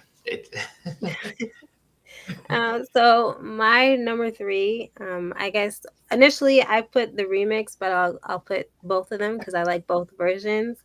So it's "Let's Get Married" by Jagged Edge, and the remix that I'm choosing is the one with Rev Run, because they have another one with Kanye West. So yeah, I didn't know that. Yeah, if I heard that one, but I didn't. Yes, I've got that one as well. Which album was that off of? But I've got the remix album, the hits. I did take it off. Okay. Yes. Oh, just go ahead, CV. Number 3 is a Drew Hill. And if you was to compile, say, a best of the 90s compilation double CD, you could quite easily put this track on there. It is a classic. It is a classic. I think you've all mentioned it. I think you've all put it higher up I'm not sure. Yeah, it's got number 3 for me. Tell Me, Drew Hill, classic. Has to be, it's could be number 1, could be number 2, but it's at number 3. There it is. What else can you say about it? It is a classic track. I did enjoy it when it first came out, that track. Got the 12-inch promotional copy when it first came out, and I bought the album on the back of it. I do, it is one or 2 or 3 Drew Hill tracks that I know well. The rest I just don't know. But that is one of them. And I'm sure everybody else was it as well. So great song. Great song. Yeah. My Holy King was saying that Drew Hill versus Jodeci would have been better. That would have been a whitewash. It would be hard to justify. It's strange, although Drew Hill had some nice ballads, had some hit singles. But I think the nostalgia of them being the cover band, seen as a cover band of Drew Hill, of Jodeci, would be hard to win any battle. Yeah.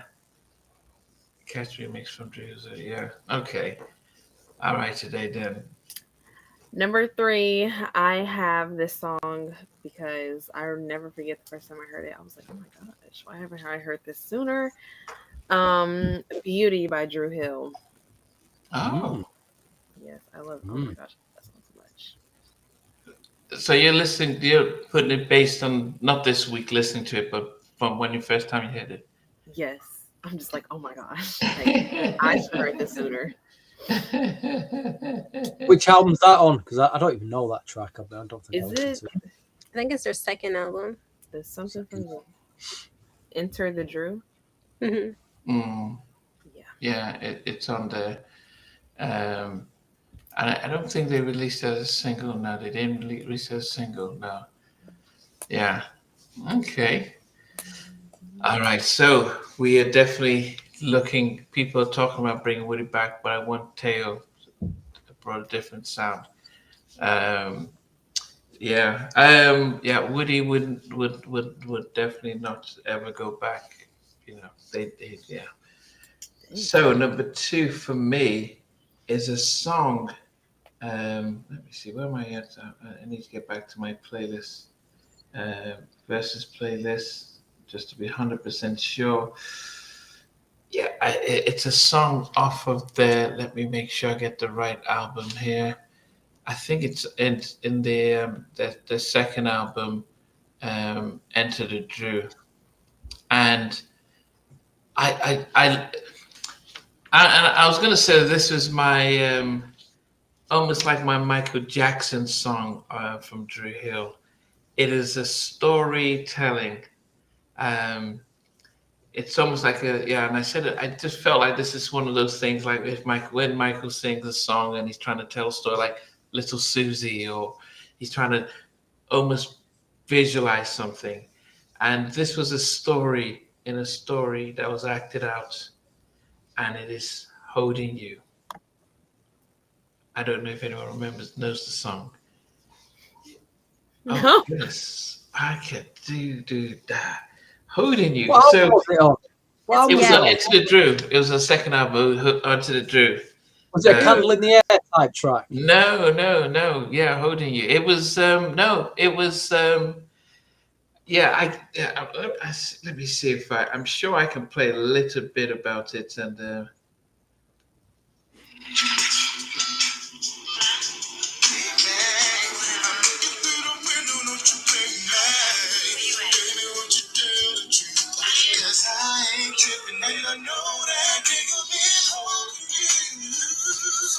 Ah, Never heard it.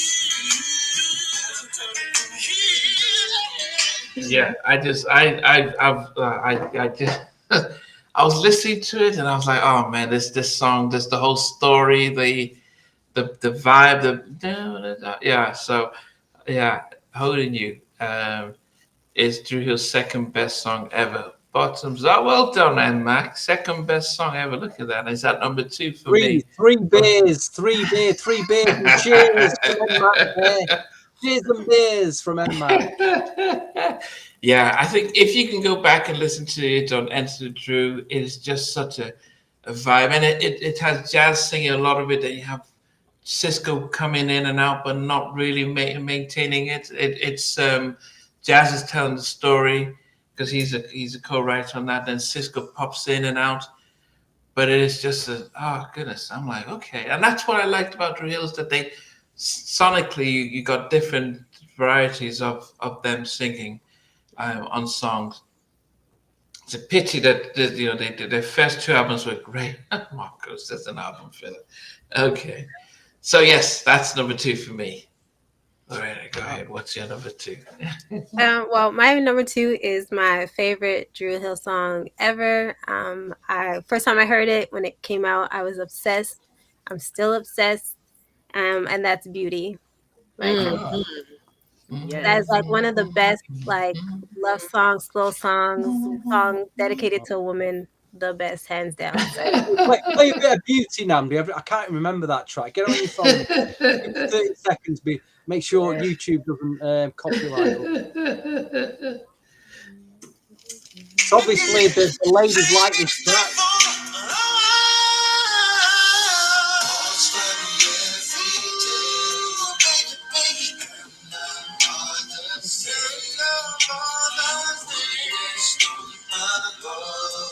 Oh yeah, it's a candle in the air type track. Wave the candle. Yeah. Sway from side to side. Oh And then goodness. So fall that's asleep and get a good night's sleep listening to that track. so what did you put at number 2 then? Number 2 is my final pick for Drew Hill. So they made it all the way to number 2. And Yes, and this goes back to my clubbing, my night clubbing. I used to go, believe it or not, I used to go night clubbing back in the days, back in my early 20s days when I could shake a leg or two. We've seen the videos.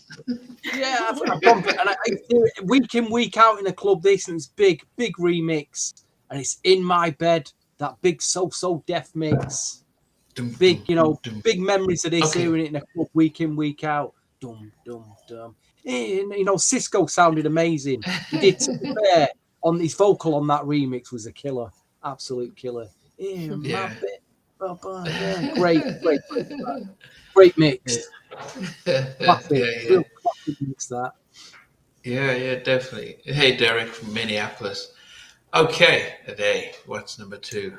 My number 2 is also In My Bed. However, Yes. I prefer the ballad rather than the Oh remix. no! Oh no!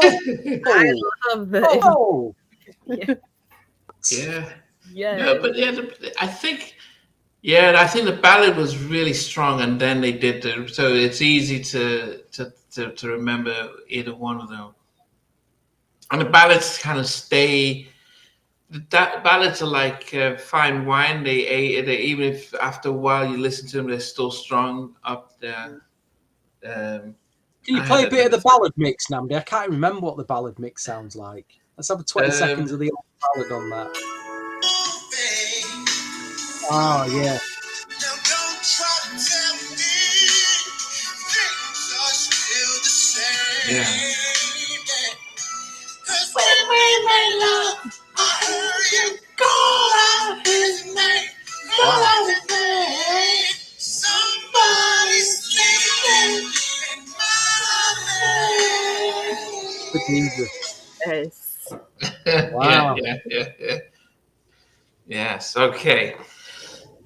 We're down to so number 1. So before we get to number 1, I'll put some honorable mentions. Songs that there were honorable mentions. Good Luck Charm by Jagged Edge didn't get in there, but it was close. You Are Everything by Drew Hill was also close. Jagged Edge, The Way You Talk, was close to getting in. Drew Hill, How Deep Is Your Love featuring Redman. I think that was off the Rush Hour soundtrack. Drew Hill's These Are the Times. Jagged Edge, You Hurt Me. That made honorable mentions, and then the final one was 5 Steps by Drew Hill. The honorable mention didn't quite get into my top 12. So number 12 was He Can't Love You by Jagged Edge. Number 11 was Promise by Jagged Edge. Number 10 is Drew Hill's Never Make a Promise. Number 9 was Jagged Edge, I Gotta Be. Number 8 was Drew Hill's We're Not Making Love No More. Number 7 is Drew Hill's Tell Me. Number 6 is Jagged Edge, Where the Party's At, featuring Nelly. Number 5 was Jagged Edge's Let's Get Married, and that's either ballad or up-tempo remix. Number 4 was Jagged Edge, Walk Out of Heaven. Number 3 is Drew Hill, In My Bed, which we just listened to. Number 2 was Drew Hill's Holding You. And number 1 is a song that I just thought was just one of the most amazing tracks, which unfortunately they didn't release as a single. But Beautiful is such a beautiful song. Wow. And that's my number 1.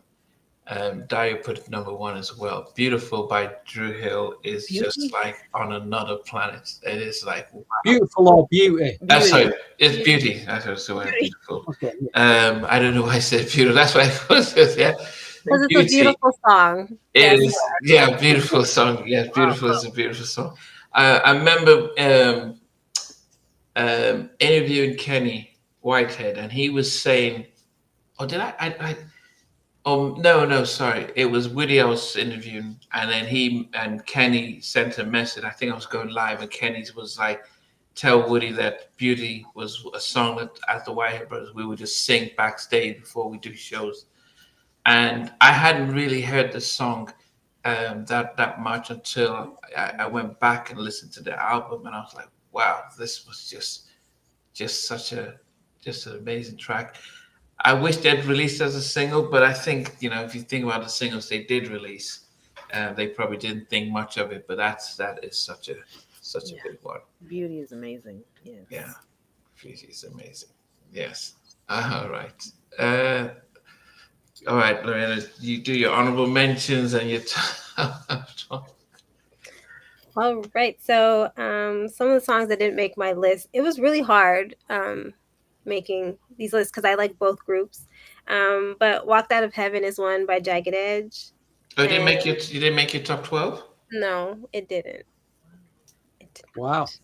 But I love that song as well as Hard, which is the title track from their album Hard. That's a good track. It's a really good Very track. good track. Good Luck Charm is another one. And then for Drew Hill, I had We're Not Making Love, Never Make a Promise. And this one is like, it's different, but I actually liked the song when it came out, which is Love MD by Drew Hill. So that's my honorable mentions. And so now going through the list of my top 12. 12 is Angel by Drew Hill. Number 11 is Love Come Down by Jagged Edge. Number 10 is He Can't Love You by Jagged Edge. Number 9, These Are the Times by Drew Hill. Number 8, I Love You by Drew Hill. Number 7, Remedy by Jagged Edge. Number 6, Tell Me by Drew Hill. Number 5, Visions by Jagged Edge. Number 4, In My Bed, So Def Remix by Drew Hill. Number 3, Let's Get Married, the original and the remix by Jagged Edge. Number 2 is Beauty by Drew Hill. And my number 1 song, which a lot of you picked but put it higher in your list or lower in your list, it's Promise by Jagged Edge. That is Wow. Wow, it's a good pick. Very good pick. Oh, Very good pick. okay. Stevie, what are your honorable mentions before you? I don't even think I've got an honourable mention for Drew Hill, I'll be honest. Maybe these are the times because that slipped out, but I was sleeping listening to that. I've got one honourable mention for Jagged Edge, and that's from the Jagged Little Thrill album. And it's a track called Can We Be Tight? It's got a vocoder in it, talkbox. That really stood out to me. Number 12, Drew Hill, Never Make a Promise. Number 11, Drew Hill, So Special. Number 10, Drew Hill, Do You Believe? Number 9, Drew Hill, Remain Silent. And you're thinking I'm hating on Drew Hill here because it's the 4th straight. But as you know, they made my top 5. Number 8, Jagged Edge, Walked Out of Heaven. Number 7, Jagged Edge, Promise. Number 6, Jagged Edge, What It's Like. Number 5, Jagged Edge, Can I Get With You? Number 4, Jagged Edge, Ready and Willing. That could have been my number 1, actually. Number 3, Drew Hill, Tell Me. Number 2, Drew Hill, In My Bed, So Def remix. And my number 1, what I remember about this is when I actually finally got a copy of Jagged Edge's first album, before I'd even before I even played the album, I was looking at the track list, and there's one particular track, and I thought, the title of it, and I thought, nah, it can't be. There's no way it can be. And you know what? It was. 1989, Gap Band, on one of their albums, did a track called Wednesday Lover. And that was always a big favourite track of mine from that. It was always, if you're a soul connoisseur, if you're really into your soul music, you know all about that. You probably bought that Gap Band album for that track. So I was like, there's no way they could have done this track. And they did. It came on that It's almost like a Jam and Lewis piano intro. Straight away, the chords. I was like, "Whoa, they've done it!" And then the bass line drops in. Boom, boom, boom, boom. I was like, "Oh my god, JD got it right. He actually got it right on this." So my number one is not that I think it's the best song out of any tracks Jagged Edge and Drew Hill have done. This blows it away, and it's not even their song. It's not even their song. This is the best song. Nobody's picked it, but it's Jagged Edge. Wednesday Lover, easily my killer track. Andy's there going, don't know this track. I don't know. He's going to have to go. I listened to everything they had. It was just too much. But you're on the soul side of R&B. You know, you get this track. You know it. If you're more on the R&B side of it, you're like, oh, I don't remember that. No. Okay. Stick it on, Namdi. Stick it on for 30 seconds. Just play the intro. It's a very Jam and Lewis start. And what album is it on? It's on the first album. Yeah. I'm amazed you didn't. I thought you'd have picked up on that track. Jagged Era. Yeah. Yeah. No, I mean, I'm just trying to see.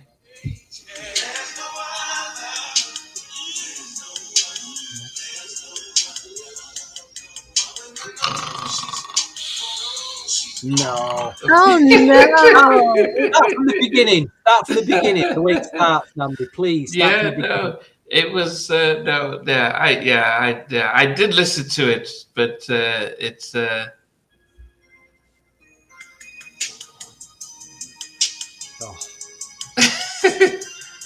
Yeah. Okay. All right. Dave, go on. Honorable mentions, and then. My honorable mentions for Drew Hill. If I could do the whole list with them, I would. However, I do love Jagged Edge though. So. One good reason. No, I said one good reason. Love's Train. Oh, that was a good one. Yeah, that was a really good one. Yes. All night. No doubt. Oh, yeah, that was the. So I said that was a cover version. Yeah, but they have a range and they sound different. I prefer that to Wednesday Lover. Yeah, go ahead. Mm-hmm. Share My World, Angel, How Deep Is Your Love, Never Make a Promise, and These Are the Things. No, I mentioned Never Make a Promise. Never mind. These Are the Things. And for Jagged Edge, it's not their song technically, but they're on it a lot. Don't Mess With My Man. Is that the name? I love that song, like, and Where the Party At. Didn't make my list either. But my we're doing 1 through 12, right? What we did 12 to 1, yeah. 12 Healing, Jagged Edge, Can I Get With You, Jagged Edge, One Good Reason, Drew Hill, Let's Get Married, both versions for Jagged Edge, Never Make a Promise, number 8 for Drew Hill, 7 We're Not Making Love No More, Drew Hill, 6 Jagged Edge, Promise. Walked Out of Heaven for number 5, Tell Me for number 4, Beauty number 3, In My Bed number 2, and for number 1, I just feel like personally a lot of people are not touching Drew Hill on their music videos. I don't know who their directors is. I should have researched that, but their music videos are like cinematic masterpieces to me. But number 1, 5 Steps, Drew Hill. Oh. Wow. Okay. We've got a tie there, Namdi. We've got a tie going here. 2 for Drew Hill, 2 for Jagged Edge. Number 1. We've got a tie on the podcasting. It's all neck and neck. Yeah. But I think just like but it's like what song was in the top 3 for most of us, and it would be I would say it was Beauty. Yeah, Beauty. Yeah, I think we majority of us placed that as high as possible. So even though we all have a different number 1, well, I'm doing one I had at number 1. I think that in itself was the probably the most successful track out there. Um, yes. I mean, how hard was it to do this stuff? Drew Hill was tough. Yeah, I'm still really looking tough. at my list like, am I sure? No, no, Stevie. I think It was tough it for is. different reasons. Yeah, tough for different reasons because your tough Stevie is different from the rest of us because you did. I don't know if you even listened to the album. You just like, but for me it was like, okay, man, how am I going to narrow down? How am I going to narrow down all these massive songs and actually leave some of these out? I just okay. Um, but I mean, yeah, I didn't. But I do have to commend Jagged Edge for their longevity, Mm. but also the fact that they stayed together as long and as much as they have, You because got to that is commend Drew Hill for still being out there performing. Whatever lineup it is, they're still out there performing as well. So you got to commend them. yeah, The yes, brand's still going. yes, definitely. Yes. I'm just trying to. Okay. Yeah, definitely. Yeah, you can't deny that they're still trying their stuff. Um, but yeah, it's definitely good to see that these groups are still out there singing and stuff. I think Drew Hill, Tony Braxton, and Boys to Men are in the UK this week. Yeah, they're in Um, Manchester next weekend. They are in Manchester okay, next weekend. yeah. I went to them last year. Who did Drew Boys to Blackstreet, Music Soul Child, Drew Hill, Donnell Jones. I think 702 and Changing Faces. Well, there was only one original member of Changing Faces. There was about six or seven, and I was sitting because Eric from Blackstreet got put me on the guest list to come down. So I'm sitting watching, and I think I called you, Stevie, during the show, saying I'm bored because I was like I was just listening and watching and thinking it's because I was Yeah, but you're only fortunate. at a sound check, Namdi. It's not, if there'd have been a No, crowd there, you might feel this the was energy. this was the actual show. So I was Really? I sitting thought it was there. a sound Yeah. check you was at. No, when I was calling you up, I was watching the main show, and I was like, "Oh, Stevie, this Wow. is." Because if you think about being there in the 90s when there was, Maxwell was singing, you heard Maxwell on stage singing something, something, and for the first time, because this is or Brian McKnight was singing from his first album in a venue, or when the Fugees first come out and you're in a music convention and there's about 100 of you listening to it. Oh boy. So you're watching them sing the songs and they're selling it because they want it to be on the chart. That was very different. But when you see them now, it's like, okay, backing tracks, we'll do some moves. And I was like, I'm not inspired. Not many of them use live band. Now, Drew Hill, they did their stuff, but I'm like, well, let's just have, you're not the real, all of you there. So I went backstage and I was hanging out, and that felt better. But yeah, You'd have enjoyed that H Town that I went to in April. You would definitely have enjoyed that.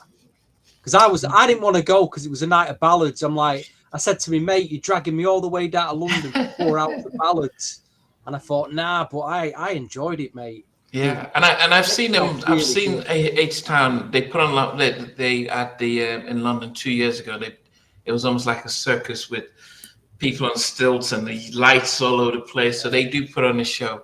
But it's different for me to be able to enjoy it the same way that you would when they first came out and stuff. But anyway, it was definitely great having the four of us on this show. Um, we'll definitely. Okay, they just disappeared. We definitely have to make time. Okay. So you had left the building, just like, okay, that's it. I'm doing now. She's having connection issues, I think. Okay. Are you okay? Are you back? Yeah, I can hear y'all now. Okay, it's back. Yeah. Okay. Okay. So we will find a time for the Fantastic Four to reunite. Next weekend, Sunday, Jackie McGee is coming on, and she volunteered Mary J. Blige's "Share My World" to review. That's my all-time favorite Mary album. So 4:30 Eastern, 9:30 UK time. Share My World. And Jackie that'll be fun. She'll also be able to talk about some of the ongoing stuff with Salt from Salt and Pepper. So that's been resolved. But she will also talk, shed light on that. But to be able to talk about that album, and I think, yes, we're fast approaching Christmas, so we will come up with other albums out in the new year as well. But we always appreciate you guys. We've got our Christmas special coming. Maybe I can persuade Namdi to let some of the live viewers on come on and say Merry Christmas. Maybe we can persuade him. Yes, but I think just but we will probably we could try and also fit an R&B podcast before the end of the year, midweek or something like that. But we'll talk and debate that. But anyway, guys, appreciate everyone. Appreciate everyone that joins in. Too many to mention. I was just about to mention them. 112. Are you? Well, that's 112. Well, hopefully we can do that in the new year stuff. But anyway, we appreciate everyone, and let me try and get myself sorted out. And then Olivia Noon, what's her name? Olivia something? Who's that? Olivia Dean. Olivia Dean. Okay, I will check that out. So check out A Day's Diary, both on Instagram and YouTube. Stevie Street _ on YouTube, and Total R&B on YouTube. Definitely amazing R&B art to listen to. See you next Sunday night. See you next Sunday night live. See you guys. See ya. Hey guys, thanks for watching. Thanks for being a part of Halftime Chat. Please remember to subscribe, share, and comment. But most importantly, why don't you become a member of Halftime Chat? We've got amazing videos, amazing perks, and being able to support the channel. But anyway, thanks for watching. Take care. I never participated in that kind of. And somewhere in between us for even loving us, on which I didn't miss you with.